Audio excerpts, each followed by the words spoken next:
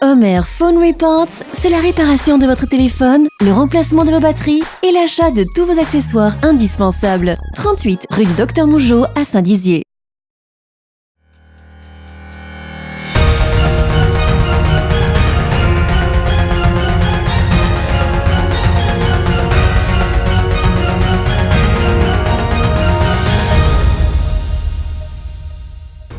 Bonsoir à tous, bienvenue dans le journal du 17 octobre 2019, voici les titres de cette édition.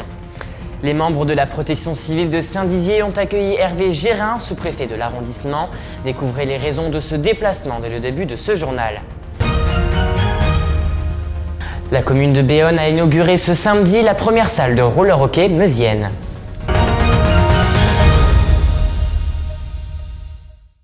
Avant de développer ce journal, revenons un instant sur la mobilisation des sapeurs-pompiers. Mardi, une manifestation s'est tenue à Paris avec des échanges musclés entre CRS et pompiers. De ce fait, un appel national a été lancé afin de rassembler tous les citoyens pour témoigner de leur soutien ce vendredi 18 octobre. En Haute-Marne, ils répondront présents dans les villes de Langres, Chaumont et Saint-Dizier. Le rendez-vous est donné à 18h devant les différents centres de secours. Au même moment, devait se dérouler une rencontre avec les membres du Parti communiste français de Saint-Dizier au sujet des municipales. En raison de cette manifestation, cet événement a été reporté. Et passons à présent à la partie reportage de cette édition. Je vous l'annonçais en titre, mercredi matin, la protection civile de Saint-Dizier a reçu le sous-préfet M. Hervé Gérin. Situé dans les locaux de l'ancienne école Garçon dans le quartier Marnaval à l'espace associatif Marnavalet, les membres de la protection civile ont pu mettre en lumière l'ambivalence entre le trop-plein d'équipements et le manque d'espace. Reportage Lisa Lamorlette et Lucas Garcia. Cela fait 50 ans que la protection civile œuvre pour aider, secourir et former les citoyens, mais au bout de 50 années, à Saint-Dizier, on se sent un peu à l'étroit en vue du nombre croissant de bénévoles, 43 à Saint-Dizier et 94 à l'échelle du département. C'est pourquoi Annie Laurent, présidente départementale, a souhaité alerter les élus. Nous sommes en train de pousser les murs, puisque le local que vous avez visité, logiquement, c'est un local de formation. Sauf que je suis obligée de mettre mon matériel de secours dedans. Alors nous avons loué un petit local, nous, un garage, où nous mettons une partie du matériel. Mais là, à l'heure actuelle, nos véhicules sont blindés de matériel de secours. Donc, ce qui n'est pas à sa place. Puis normalement, on ne doit pas mélanger le matériel de secours et le matériel de formation. Donc il nous faut absolument voir un local en plus, peut-être même deux, parce que ça devient vraiment important et critique pour nous. Le sous-préfet Hervé Gérin est venu visiter les locaux ce mercredi, situés à Marnaval, non loin du judo club. C'est pour moi très important de venir rendre visite à la protection civile parce que c'est une association qui, pour la puissance publique, et donc le représentant de l'État que je suis, est un partenaire essentiel dans l'organisation de manifestations et l'appui qu'ils apportent sur la sécurité et sur les secours, c'est essentiel. Et au-delà de ça et de ces missions qui sont le cœur de l'action de la protection civile, aussi de la formation, c'est également de mettre en valeur le travail des bénévoles, puisque la protection civile repose exclusivement sur le bénévolat. Il faut que les gens sachent que quand la protection civile et les gens qui la représentent sont sur le terrain, c'est vraiment bénévole. La protection civile est de plus en plus sollicitée, à la fois pour des postes de secours sur des manifestations type motocross, concerts, concours hippiques et bien d'autres, mais aussi dans le cadre des formations qu'elle dispense, PSC1, PSE, mais aussi les gestes qui sauvent, notamment dans les écoles. La protection civile de Saint-Dizier a déjà sollicité Elisabeth Robert-Dehaut, maire de Saint-Dizier, pour trouver ces nouveaux locaux tant attendus. Un entretien avec madame le maire de Saint-Dizier qui est vraiment consciente du manque de local en ce qui nous concerne. Et elle va essayer. C'est vrai que c'est pas évident. Je sais très bien que sur Saint-Dizier, il y a beaucoup d'associations. C'est pas facile de trouver un local pour nous.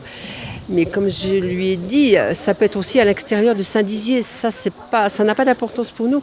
L'essentiel, c'est que nous ayons un local, voire deux. Le sous-préfet, lui, n'a pas de solution immédiate puisque l'État ne posséderait pas sur le territoire bragard des locaux à mettre à disposition. Mais au moins, le message est passé. Les adeptes du roller hockey ont inauguré leur nouvel espace dédié à proximité de Bar-le-Duc. L'occasion de rassembler les riverains pour un après-midi placé sous le signe de la glisse et du sport. Un sujet réalisé par Linda Benaïssa et Alexis Mathieu. L'inauguration du premier terrain de roller hockey implanté sur le territoire de la Meuse était organisée ce samedi. Dès 17h, les visiteurs ont pu profiter de ce nouveau terrain en faisant quelques tours de piste. Le président de la SPTT Bar-le-Duc Meuse-Grand Sud, M. Emmanuel Duché, et les élus locaux ont pris la parole afin d'exprimer les nombreux avantages qu'offre ce tout nouveau lieu de 37 mètres de long qui pourra accueillir des compétitions régionales, loisirs. Là, c'est une réelle réussite, quoi. Samedi après-midi à 17h, faire venir autant de gens pour une inauguration d'un sport que personne ne connaît dans un bâtiment qui n'est pas très connu sur Bar-le-Duc. Nous, on est heureux, là. Cette salle est un ancien site de tennis qui a été créé en 1985 parce qu'au sein de la SPTT Bar-le-Duc, nous avions une grosse section tennis et on a eu la possibilité de financer via la Poste cette installation qui a servi au tennis jusqu'en 2016 où sur Bar-le-Duc, il y a un gros investissement qui a été fait pour faire des cours de tennis neufs. Et donc nous on a récupéré ce bâtiment qui n'avait plus du tout d'occupation et on a essayé de retrouver un club, une section, quelque chose pour une activité à mettre dedans. Le quartet Phoenix de Reims était présent et ses membres n'ont pas manqué d'éblouir les spectateurs avec leurs démonstrations en groupe mais aussi en solo. L'occasion pour les vice-champions de France de patinage ainsi que pour des compétiteurs du circuit européen et mondial d'entrer en piste. L'après-midi s'est poursuivi avec un match de roller hockey opposant la ville de Bar-le-Duc contre celle de Vitry-le-François. Le bâtiment, il y avait rien dedans. Donc, je veux dire, la section roller, ce qu'ils ont fait, c'est que c'est eux qui ont installé la piste, c'est eux qui ont refait l'éclairage. Parce que l'éclairage LED, l'éclairage dans le gymnase n'était pas assez fort pour pouvoir pratiquer la compétition. Donc, c'est eux ils ont acheté les lampes et c'est eux qui ont dans leur section roller. Ils ont pas mal d'artisans, dont lui il a la technique, et eux ils ont les bras, et tous les travaux ils les font. Ils vont retrouver une dynamique. Maintenant ils ont des jeunes qui viennent tous les vendredis à l'entraînement pour apprendre à faire du roller. Bon là, un club sportif où on commence à retrouver des jeunes, c'est un club sportif qui a de l'avenir, parce qu'une section sportive sans jeunes, à un moment donné les vieux s'arrêtent et puis ça s'arrête. C'est un bâtiment qui manque d'isolation, qui n'a pas de chauffage. Donc c'est clair que nous, on voudrait développer dans cette structure éventuellement d'autres sports et ça passe par une modernisation du bâtiment. Les festivités ont continué en toute convivialité avec une soirée roller dance où tout le monde était convié à monter sur ses patins pour profiter d'un moment de glisse sur ce terrain flambant neuf. Ce week-end inaugural s'est clôturé dimanche par le tournoi des légendes barisiennes qui a vu s'affronter les anciens joueurs avec les joueurs actuels du club barisien. Le 2 novembre prochain, le nouveau terrain accueillera une soirée Rollerwin dans une ambiance effrayante digne d'Halloween où chacun pourra venir patiner déguisé. Et c'est la fin de cette édition, merci de l'avoir suivi. Tout de suite, la météo. Toute l'actualité qui vous concerne, à voir ou à revoir dès maintenant sur puissancetélévision.fr et sur notre application mobile.